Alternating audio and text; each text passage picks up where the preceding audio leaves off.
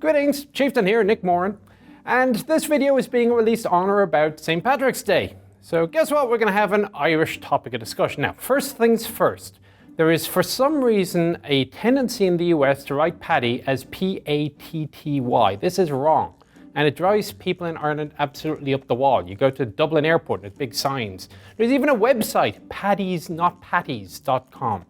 So I just want to get that out of the way. It's Pat, Paddy, Patrick, but not Patty. Patty was a character out of Snoopy cartoons. Wore green, peppermint name. Anyway, that's beside the point. So where are we coming from, or where am I coming from? Well, last video, somebody complained that I kept showing the same photograph of myself to say, this is who I am. So just for that individual, here are a couple of different photographs. You may know that I currently drive a desk. That's one of the problems of being a field grade officer. Before I drove a desk, I drove Bradleys. And not too many people seem to know that, or commanded them, I guess. Before Bradleys, I was an Abrams tanker. Fantastic, but that is about as far back as most people know my background. Before I was an Abrams tanker, though, I was a Trooper Moran of the Irish Defence Forces on Forza Cossunta O'Toole, which are the Irish Reserves. And there's a wonderful photograph there of myself in my finest number ones, and another one of just being off in your typical field exercise, great Irish dreary weather, the rain, the cup of tea in the back of the truck. And for those that like to mock the American PT belt, note how we have applied it to the entire vehicle. And they even left me with a couple of souvenirs. So this is the old cap I used to have. It's called a Glengarry, and it is unique to the cavalry trooper and the officer. And well, I'm not going to go on to the history behind it too much. Suffice to say, Irish Army cap badge. Now, why am I going into this, you may ask? Well, I'm going to do this presentation on armoured vehicles of the Irish Army, but because it's not a very big army, and I'm trying to fill up a bit of time here, so I'm going to make the odd digression, if you'll bear with me. So the cap badge, FF, Fianna Fáil, literally translates as the Soldiers of Destiny, although foil also could mean Ireland because it was an old name for the island. Around the outside of the cap badge says Ugly na Heron, Irish Volunteers or Soldiers of Ireland. The sunburst is an old Celtic symbol, and the star has, according to the army, absolutely no meaning whatsoever and was simply added to balance out the design.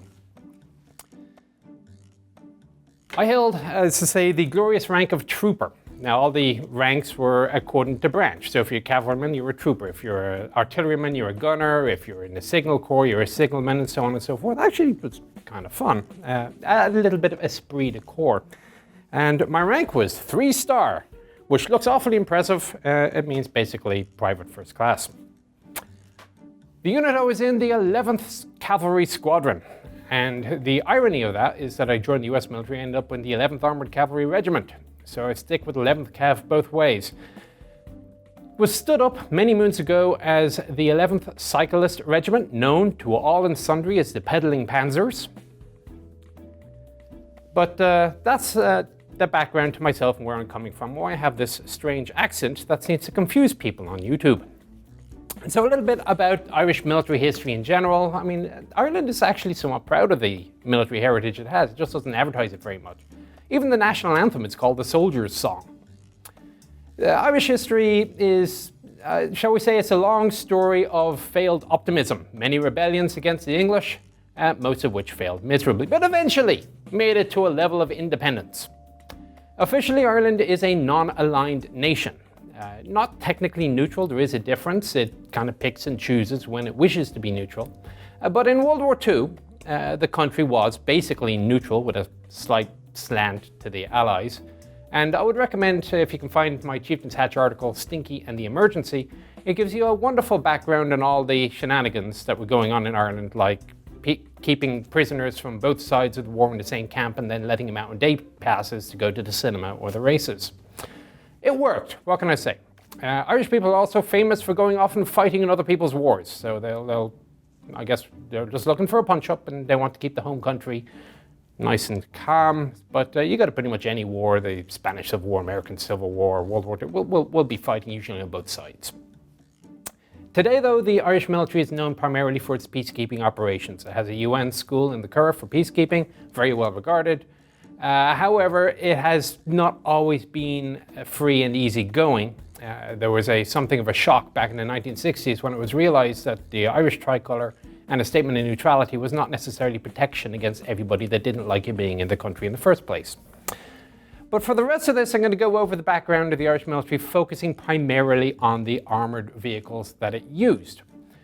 Now, the start points, the independence and the Civil War. So we're talking about the early 1920s now. On a very basic level, the Civil War is an argument over just how independent the country was going to be from England. You had one side said, look, this is good enough, and you had the other side, no, we want complete independence and freedom and the whole 32 counties thing. I'm not going to go into it. I'm probably going to get it wrong anyway from the purists. Instead, we're going to look at the armoured vehicles, and some of the first armoured vehicles the Irish had were lancias. And there's an image here of the lancias having pulled into position and then adding as protection for some 18-pounder guns against the forecourts, which is the Irish version of the Supreme Court of the US, shall we say. The rebels had taken over control of the forecourts as well as some other parts of the city, and the Free State, i.e. the government, were trying to get rid of them. The Irish Army was not a professional organisation at this point. It had barely been stood up. It had hand-me-downs from the British. The gunners didn't know how to use the 18-pounders. They simply fired over open sights. But they learned on the job. The Lancia armoured car, 111 of them, were transferred over from the British. Many of them were 1916 era Lancia 1Zs, and the rest were 1921 era Toyotas. Some of them had cages added to the top to stop against grenades being lobbed in. They were known as cage cars. They carried a crew of 3 plus 10 dismounts in the back. A whopping 35 horsepower engine with a top speed of approximately 60 kilometers an hour. The thing weighed about 3.7 tons. Again, we have another shot here of the Lancers being used as cover. This is a different location for the 18-pounder. And note the graffiti on the side. One says, "We have no time for trucers," and the other one on the front says, "For goodness sake, shoot straight." The Irish Civil War was actually quite a vicious little event. It doesn't get very much notice, but it was noted for its violence and extremes, shall we say. A number of the Lancias were modified for railway protection, and this basically turned them into self-propelled armoured trains. You take the wheels off, replace them with railway wheels, and off you go. Irish rail gauge, by the way, is 5'3". So how that matches in directly with the Lancia, I'm not entirely sure, but a number, as I say, were changed over. Now, the other significant armoured vehicle that the Irish had at the time was the Peerless armoured car. And this is basically an armoured body on top of an American TC4 Peerless truck. And the armoured body wasn't even long enough to cover the entire flatbed. Note the overhang at the back, where behind the rear axle, where the flatbed continued, but the armoured body did not. Twin turrets with twin machine guns. It was a highly reliable vehicle, although at 7.5 ton, it was a little bit on the heavy side. A couple of them have been retained in good running order. One of them is in Bovington, and you'll see it there in British colours. The other one, AP1, and the marking system is actually fairly simple. It was Armour Car Peerless 1. Is in its old slate grey in the Curragh Museum in Ireland. Could do 18 miles an hour in theory, but it was limited to 12. Now, although it was very reliable, it was road-bound. However, it was used in one of the first ever amphibious assaults involving armour. And this was an attempt, actually a successful attempt, by the government forces to go around the back of the rebel lines and simply take their centres of gravity, the cities mainly, from behind. The armoured cars were basically craned onto ships in Dublin and whatever they could do to get off at the other end. So the photo here is with the Peerless coming off of Avonia in Cork. Now the problem is that the ship arrived at night and then they realised that they couldn't actually get the armoured car off the ship easily. They ended up using a combination of ramps and cranes to get the thing off. It was considered so much of a hassle that for future operations they moved to other lighter armoured vehicles. So the actual first amphibious assault that I'm aware of with armoured vehicles was actually in Mayo, just before the Cork one, but that also required the use of a crane. The pride and joy of the collection in the Curragh, and by the way, if anybody in the Curragh is watching this and might want us to do an on-site view of the vehicles you have in the collection, please let us know. I'm sure we'll be happy to go over and do some footage. The pride and joy is the Rolls-Royce armoured car, ARR2, known as Slieve na Mon. The Rolls-Royce armoured car was, firstly, an incredibly elegant vehicle. It's the one in the UK, in Bovington. It's David Fletcher's favourite vehicle in the entire museum, and it's very easy to see why. Highly successful, saw service worldwide, even saw service at the beginning of World War II. 13 of them were given to the Irish, and they were all given names. Slieve na Mon was the armoured car that was part of the escort to Michael Collins when he was killed, and that was the one that was retained. Originally, it had the English spelling of Slieve na Mon. Sometime in the 1960s or so, they changed it to the Irish. The rest of them were sold at auction in 1954. They hung around for quite a while. One of them, Tom Kao, is restored and it's owned by a private collector in the UK. If you have a look on YouTube, my English counterpart, the Challenger, actually did a video piece on Slieve na Mon when it attended Tank Fest. And the soldiers there will give you a rundown on the vehicle, how it operates, the strange starting system and so on. It's not obviously what you would expect to find in a modern vehicle today. On this picture, again taken during the emergency, which is what Ireland called World War II, note the Rolls-Royce armoured car next to a bloke wearing what looks like a German helmet. It was a 1927 Vickers design. The Irish actually liked the idea of the German helmet with the low rear, but the Germans were not allowed as part of the Versailles Treaty to build them. So they went to the British and said, Vickers, would you mind awfully, can you have some helmets of this German design? They weren't very successful, and frankly they looked too German, especially once the emergency happened. And the Irish went on to the more typical British wide-brimmed helmet. The rifle the guy is carrying is a Lee Enfield number 2. The vehicles were 55 to 60 miles an hour in service, very fast. They had an 80 horsepower engine, and they were very reliable, very quiet, known as whippets locally because of their quiet speed. Now, the first tank that they got was a Vickers Mark D, very closely related to the Vickers Mark C you may have seen in the background to the Japanese tank tree, because the Japanese bought the Mark C. Only one Mark D was built. The Irish took it. And it was basically derived from the medium Mark II, which you may be familiar with from the game, except they revised the layout. They've now put the engine at the back. They've improved the suspension, improved the mud chutes, and they used a 6-pounder for high explosive purposes as opposed to the more high velocity 3-pounder that the British were using. Also had 4 Vickers machine guns. A 170 horsepower engine came in at almost 12 ton and would do 20 miles an hour. It was tested in the UK by Ireland's tank expert, Lieutenant Sean Collins Powell. He was the nephew of Michael Collins. He was trained at Aberdeen in the US in tank usage and was then sent to the UK to test out the vehicle before bringing it back to Ireland. The vehicle was out of service by 1937 and was scrapped 3 years later. Then we move on to the Landsverk L60. And one of the odd things about the Irish military is they seem to always name their equipment after the manufacturer, not after the model number. So you will know this as the Landsverk tank, not the L60. 2 of them were required, number 601 and number L602. Landsverk 60, number 1, number 2. Now, these showed up in 1935 and 1936, and the idea was to have a little bit more capability for training in both tank and anti-tank operations. If you only have one tank, i.e. the Mark D, it's very difficult to do things like bounding overwatch, or how to deal with mass tank attacks. So, by adding 2 more tanks, they now had 3 tanks and could do the appropriate multi-tank training. They would have a little towed trailer that if they had to be transported around the country, you'd run this thing up onto the towed trailer and tow it behind a truck, and that kept the wear and tear down both on the vehicle and on the roads.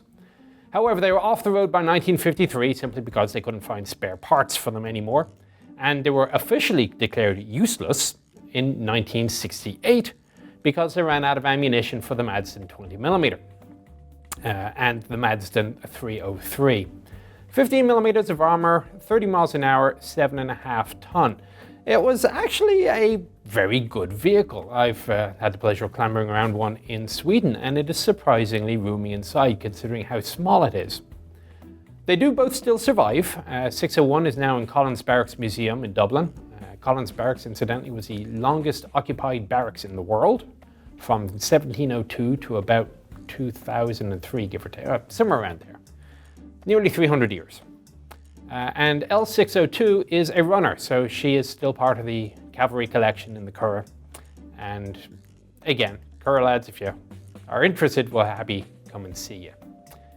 So your next armoured car, there's many armoured cars in this list. The Leyland Terrier TE2. Early 1930s, the Peerlesses are getting on a little bit in age, and the solution was to take the body of the Peerless armoured car and plonk it onto a modern 4/6 chassis. The result was unsatisfactory, so they tweaked it again. They removed the Peerless body and turret, and they replaced it with a turret from Landsverk, mainly for commonality. The Landsverk tanks rather impressed the Irish, it seems, so they stuck with Landsverk for quite a while. They were rebuilt again in 1957, re-engined with a Ford V8.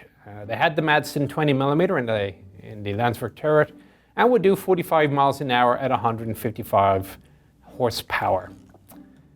The closely related vehicle was the Landsverk L180, known as the Landsverk armoured car. 8 of them were purchased. Again, they liked Landsverk. They figured less had the commonality. They had the Landsverk turret, they had the 20mm cannon. Attempts to buy an additional 5 in the late 30s were cancelled due to embargoes against Landsverk. Landsverk was basically a shell for the Germans. Since the Germans officially were not allowed to have their own armaments industry of that nature, they basically went to Sweden and gave them lots of money and designs, and they did their development work there in effect.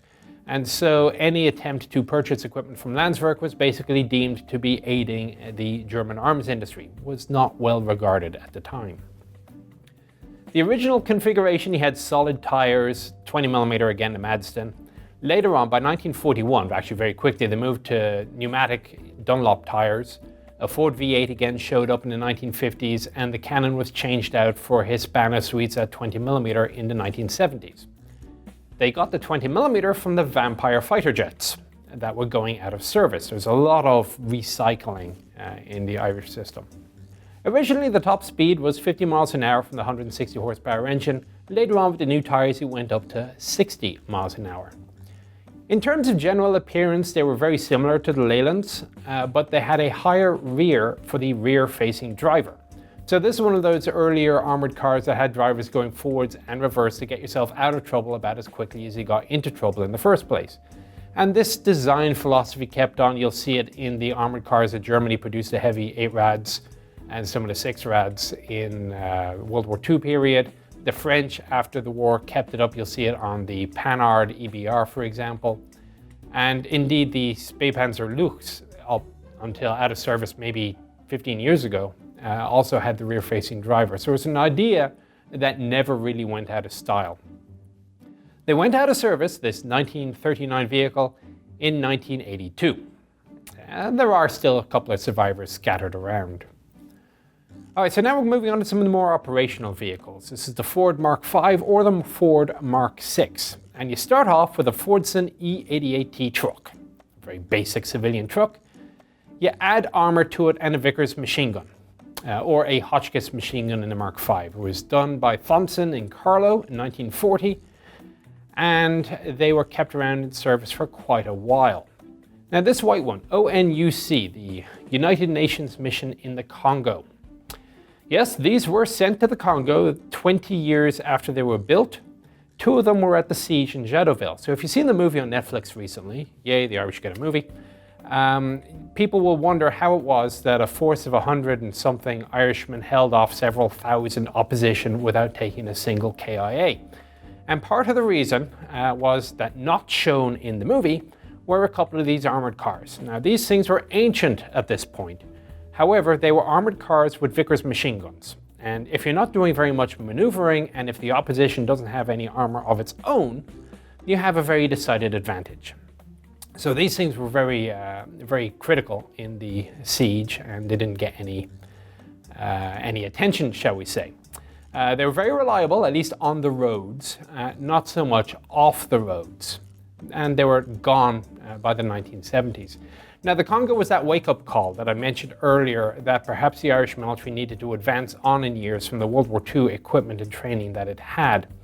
When it went off, they were equipped with thick wool uniforms and Lee Enfield rifles. And again, to fill up a little bit of time, a little show and tell. One of the nice things about living in California is that you get to own a couple of toys that, if you're a collector, I started collecting weapons of the Irish Army. So here we have the Lee Enfield. Now this is the number 4 Mark II of a type which would have shown up particularly for the Congo. A bolt action rifle with its origins before World War I. Don't get me wrong, the Lee Enfield is a fantastic rifle. For modern combat, not so much. So after the first couple of battalions went to the Congo and got massacred, well, not the entire battalion, but the Niemba massacre is well known in Irish military history, they decided it was time to upgrade. And this is why you have in that image the rather incongruous appearance of a World War II, an early World War II homemade armoured car, complete with lads walking around with FALs. The aforementioned FAL. Okay, technically because I live in California, this isn't legally an FAL and ignore the 10-round mag, but you get the general idea. The lads who used to serve with this back in the day are probably reminiscing now with the old Energet sight that they had. It's been so long. There we go. So you have your grenade sight. But the important thing about this, the right arm of the free world, as they called it, is that you now had a modern semi-automatic rifle with which to defend yourselves. Highly regarded weapon in Irish service. It was brought back in about 2011 as a designated marksman's rifle. And you can't say enough good things about this. So this became the Irish service weapon for the next 20 years, 25 years. And we'll move on a little bit later. That was the other reason that the Jadoville lads were able to survive so well, is they had improved from the 303s. There were still some in the service at the time at that siege, but they also had FALs. Now, the Universal Carrier, the most produced armoured vehicle in history. It is not surprising that this also became the most numerous armoured vehicle in Irish history. There were over 200 of them on strength until the 1960s. In the background, more of the armoured cars. They look very similar, they're not, but there were some Dodge armoured cars, again based off of a Dodge truck. It's proving all but impossible to find photographs of these things, so use your own imagination. Something that looks a lot like that in an old Dodge armoured car, good luck. All right, so there's a couple of clips from the archive. Maybe the lads can find on YouTube, and disturbingly, there's a video out there, the FCA, A Cast of Thousands. It's an ancient show, and I actually recognize some of the lads from my old unit. I'm not that old. Am I? Anyway. The Churchill Mark VI. Okay, now we're getting into proper tanks. 4 of them were leased from the British after World War II, in 1948 or so. They were purchased after 5 years, not least because the British didn't want them back. They were frankly a little bit obsolete. The addition of the Churchill gave a couple of problems to the Irish military. The first problem they had was how to get them around the country, because they were big, heavy, slow things. So they purchased a Diamond T tank transporter. A Diamond T tank transporter. And there were a couple of problems with recovery as well. So for example, one of them broke down in the 1960s at Glenavermell, which is the Army's firing range. It was so heavy that nobody could pull the tank back to get repaired. They couldn't fix it either. So what they did was they dismounted the gun. They brought the gun back to the barracks. And from then on, whenever they wanted to do some targets practice, they didn't bother trying to drag a tank from A to B. They just brought the gun to the tank, fired off the target practice, and took the gun home again. Eventually they gave up. They buried it in 1967. It wasn't worth keeping a guard, I guess. And it stayed buried until 2002, when they finally dug the thing out and then gave it as a gift to a museum up in Northern Ireland. Now, they were used in Irish doctrine for infantry support only for a couple of reasons. Firstly, there were only 4 of them, so you couldn't really do any great maneuvers. And the other problem, of course, it's a Churchill. It's inherently not very fast. Now, after a while, obviously, finding spare parts for these things became to be a bit of a problem. And the motors that were in it were never the best in the world anyway, so they decided to have a look at upgrading them. So, the Irish Air Force were getting rid of their Seafires. And somebody had the great idea of taking the Merlin engine out of the Seafire and sticking it into the Churchill. By all accounts, it actually worked, but it was considered more reasonable just to stop use of the Churchill entirely, not least because they'd run out of ammo. So that idea, although it was an interesting idea, and I'm not sure if a Merlin would really have worked compared to the Meteor, but it was cheap, it was available, and it was powerful, so why not? However, the Churchills went out of service shortly thereafter. The Beaverette, we got a couple of those things, and the original Beaverette came with a turret, as this one in the RAF colours has it, and it's basically a regular car that they stuck an armoured body on and a couple of planks of wood. After the war, they were converted into scout cars. You take the top off, you take the roof off, and they were apparently reasonably well regarded. 24 miles an hour, 2.5 ton, with 46 horsepower in the engine. Now we go back to tanks. 8 Comets showed up, 1960 or so, but the Irish government couldn't afford any spare parts. And then the British got rid of their Comet inventory, and they also got rid of the spare parts when they got rid of the Comet inventory. Then they had the next problem, which was that they didn't have any high explosive rounds. They purchased 500 rounds of APCBC, and that was it. Actually, the problem with the HE round wasn't that they didn't have any, but there was a problem with the fusing, and they were deemed too dangerous to use. So they were fairly popular vehicles, if a little bit impractical, given they only had armor-piercing rounds available to them, but they looked very impressive, and they were good for training. And there you can see all 8 of them, the entire maneuver force of the Irish Army on parade. Now, one of them had a turret fire fairly early on in its service life, and then when the tanks ran out of ammo entirely to shoot with, there was a proposal to turn them into tank destroyers, and they put the 90mm PV-1110 recoilless rifle where the turret used to be. Never went anywhere, and I'm not entirely sure how fantastic an idea it was, but it was an idea, and I'm sure model makers worldwide are salivating at the prospect of using this rather interesting conversion with all the interior details they have to do. The Great White Lady was the SKPF Model 42. This is a Swedish vehicle known as the Coffin by Sweden. A number of them were transferred over. SKP literally translates as armoured Scania truck. They came with twin water-cooled 8mm machine guns. They were reasonably reliable, reasonably well regarded, and one is now in the Cavalry Corps collection in the Curragh. 12 ferrets showed up in the Congo to replace the Fords, the old World War II things, which were really getting old in age. And again, they were fairly successful, but they didn't have a huge service life. Also short-lived from the Congo is the M113. 6 of them showed up from I'm not sure where, and they were returned after the operation was completed. Finding photographs of these things is proving all but impossible. This is the only one I could find easily enough. And again, you can see the Ford Mark 6s hiding there in the background. That was Ireland's only tracked armoured personnel carrier. Moving on to slightly more modern post-war equipment, the AMLs. French armoured cars built by Panhard. The first 8 showed up in 1964 after, again, the experience in the Congo. These were AML 60-7 CS. CS was the Cloche Spéciale, and it was the type of mortar that the vehicle was equipped with. And for an idea of scale, there is a photo of my good self standing next to one of these things. My career in AMLs was very brutally short. The career progression is driver, gunner, commander. On day 1 of my driver's training, I got into it. I realized that I couldn't actually operate the vehicle. My foot was hard down on the pedal, my knee was against the armor plate, and I was really generally uncomfortable. The sergeant takes one look at me and says, "You're not a driver, get out." That was as far as I went with that, and then moved on to dismount roles. 16 of these CSs were eventually purchased, followed by another 16 with the Hotchkiss Brandt mortar, which you see on the other photograph. The Hotchkiss Brandt had the interesting idea you could either fire it like a regular mortar by hanging rounds down the top, or it could be fired in a direct fire roll using a breech loading mechanism. The machine guns were twin 7.62s, so you could fire the one, you could fire the other. It was actually pretty handy if you didn't want the machine gun to overheat, or if you had a stoppage on one machine gun. Also bought was the AML 90.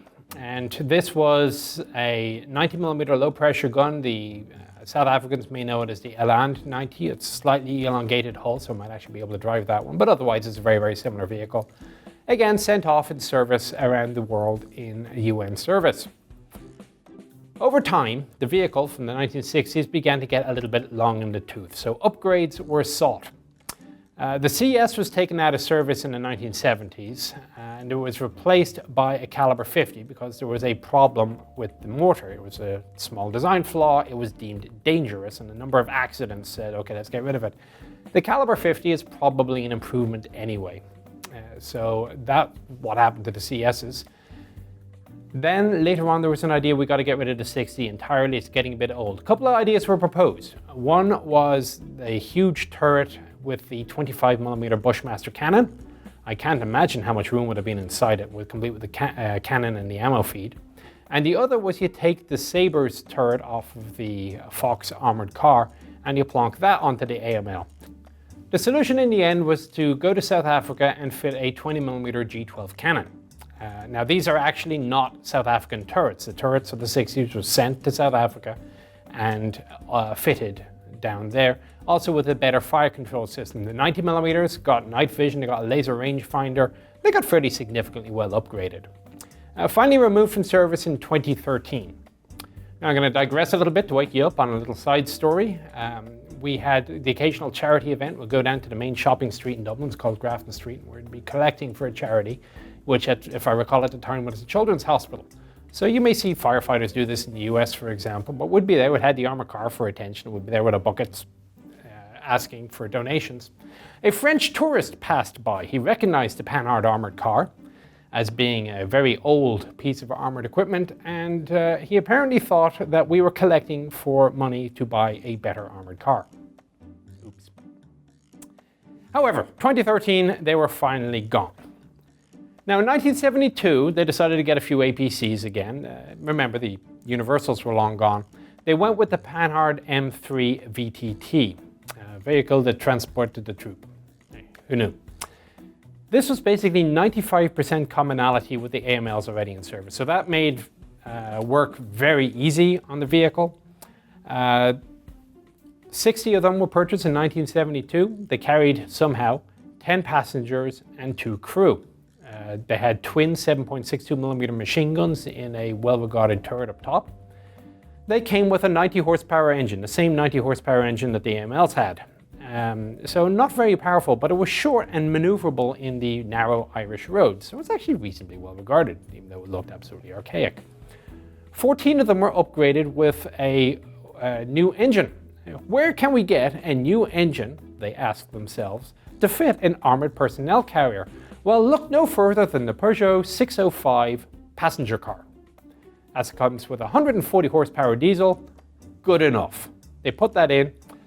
14 of them hang around until the early 2000s. The rest of them were gone by 1996. Now, the Landswerk Unimog. One of the most hideous armoured vehicles you will ever see. They were bought bargain price. They were originally going to go to the Congo Gendarmerie, and after the crisis, they were held by Sweden. They decided not to send them overseas, and the Swedish had absolutely no use for a large armoured vehicle that carried 4 dismounts with the crew of 2. Not knowing what else to do with them, they put them on the open market for a bargain price. The Irish snapped them up. Now that said, given that they were based on a Unimog, they had excellent off-road capability. Unfortunately, they were also very high center of gravity and they kept falling over. So they were very quickly put into reserve service. They only lasted 4 years in the active military, and by 1978 they were on in reserve units. And this was the hand-me-down policy. Basically, generally speaking, if anything was no longer good enough for the frontline troops, they were given to the reservists, and they had a very long service life there. They were gone from the reserves by 1984. Now, Ireland's great success story in terms of vehicle production is Timony.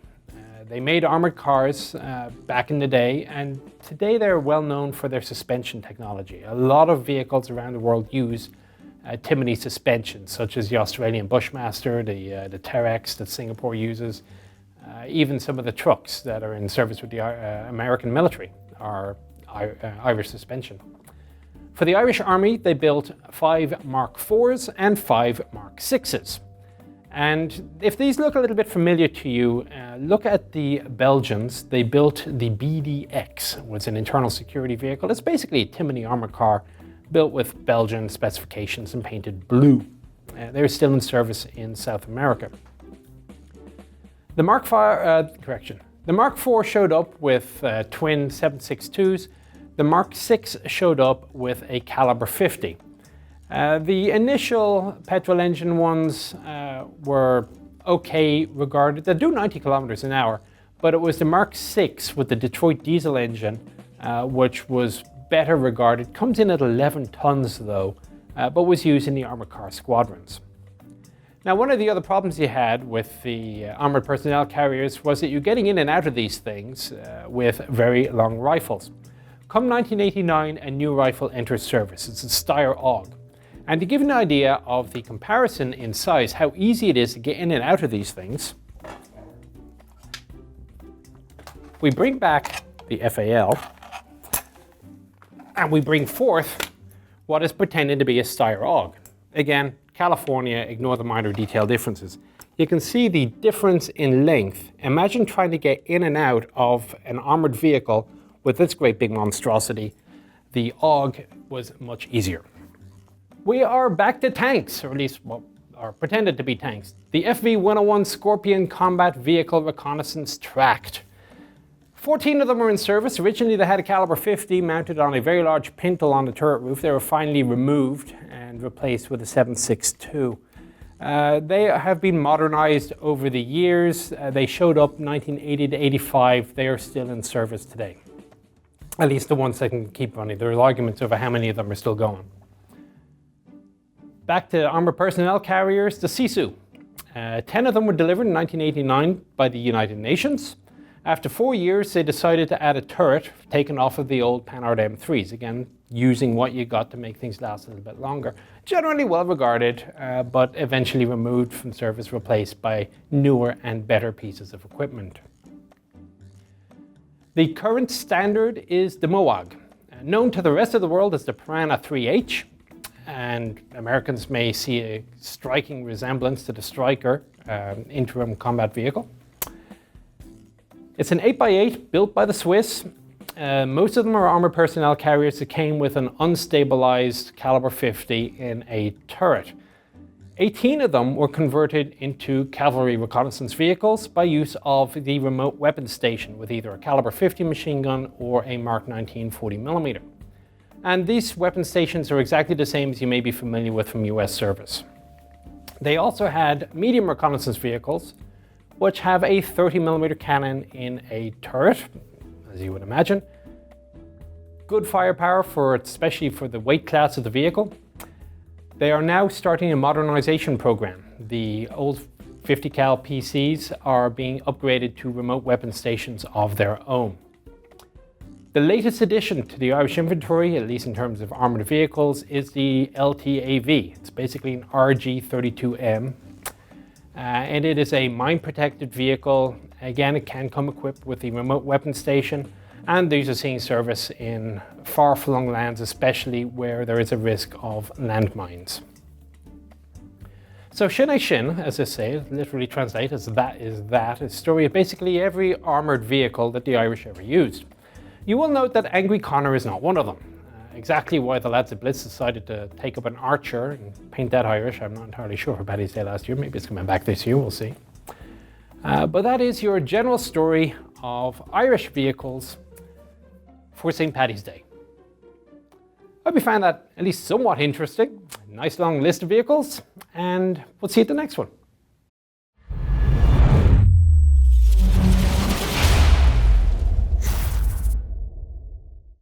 So how did I get into this? Well, a friend of mine basically talked me into it. Thanks, Dennis. And he seemed to be having a good old time. I decided to look into it for myself. Now, one of the differences is that there's no recruiters, as you might find in the US. And they just put an advert in the Irish Times for the regular army and say, hey, we got 40 position, who wants it? And thousands of people apply. So they pick and choose. The reserves, being a less well-regarded organization, and bless them, they do their best, but it's not the National Guard. There seems to be a bit of a challenge. Like step one in the weeding out process is figuring out who to talk to. So like anybody else, I go to the yellow pages. And I go around, start looking around, army, see Defense Forces. Go see the Defense Forces. Eventually I get a number for Defense Forces Headquarters, Public Affairs. So I give him a ring. Defense Forces Headquarters, Captain Blank speaking. I said, hey, how are you interested in joining the FCA? How do I do about that? I said, well, where are you? I said, well, I'm down South Dublin, Clonskeagh area. I said, well, can you get to Colborough Barracks in Rathmines? Yeah. Great, what would you like to do? And I hadn't really thought about that, actually, that far. And I kind of go, well, how about a medic? Do you want to be a medic? Maybe they had blank spots in the medical corps that particular day. And I kind of that wasn't really what I had in mind when I was thinking about it, honestly. It was more like delusions of Rambo. And I kind of and I said, well, do you want to save people or shoot them? I said, shoot, please. I said, all right, show up Thursday evening for the 20th Infantry Battalion. And that's how I ended up going in. I ended up deciding to go cavalry instead. But I think that gives you a rough idea as to the lark. That was the FCA back in the day. Things have improved since, I'm told.